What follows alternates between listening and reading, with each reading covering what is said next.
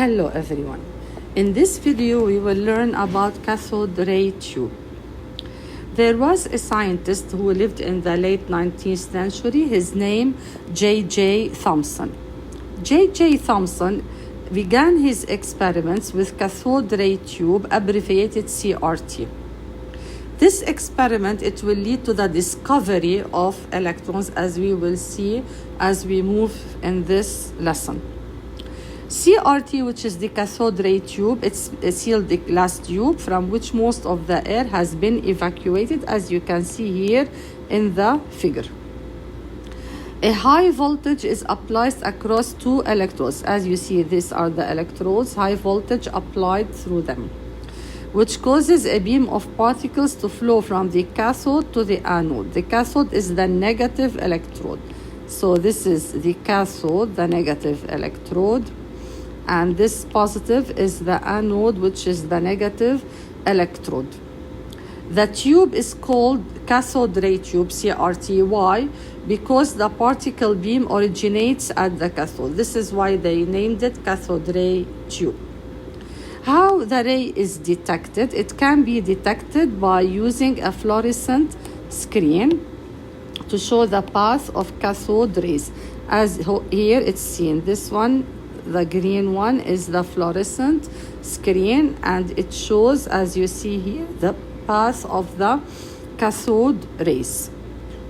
Also, in the cathode ray, they put deflecting plates. Why?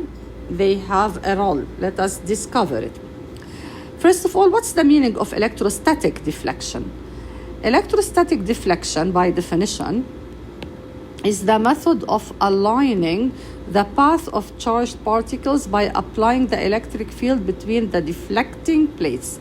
So the deflecting plates, we will use them such that the path of charged particles is aligned, moving in a line. Electrostatic means the strength and the direction of the field changes concerning time, so that the particles will move in one direction. Why CRT uses deflecting plates then? In order to modify the path of electrons, because the electrons, after exiting through the electron gun, pass through deflecting plates. So the CRT uses vertical and horizontal plates to focus the beam, electron beam. As you can see here in the figure, this is the vertical plate, and this is the horizontal plate deflection, and eventually it makes the electron particles, or the beam, that later on it will be discovered by Thomson that it's made up of electrons. The beam is aligned. The vertical plate hence produces electrical field in the horizontal plane. So the vertical plate produces electrical field in the horizontal plane and causes horizontal deflection. The other pair, this one, is mounted horizontally and generates electric field in the vertical plane and causes vertical deflection. These plates allow the beam to pass through the deflecting plates without striking them. Now let us move to learn about the properties of the particles. We want to see these particles, that they are emerging from the cathode side, the cathode electrode. What is the nature, positive, negative? Anyhow, we spoke that they are electrons. You know by now that they are negative. So how they tested it, how J.J. Thomson tested it. To test the particles, J.J. Thomson, in reality, he placed two oppositely charged electric plates. So this electric plates, positive and negative, around the cathode ray. The cathode ray was deflected away from the negatively charged electric plate and towards the positive. So if it deflected away from negative and toward the positive, so it should be negative. This indicated that the cathode ray was composed of negatively charged particles. Thomson also placed two magnets, as you see here, the south and the north poles, on either side, and observed that this magnetic field also deflected. As you see here, it is deflected.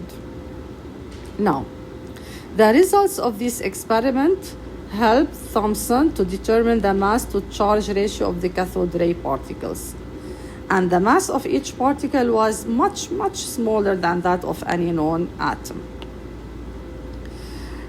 Actually, Thomson repeated his experiment using different metals, not only one metal. And every time he repeats the experiment, he got the same result.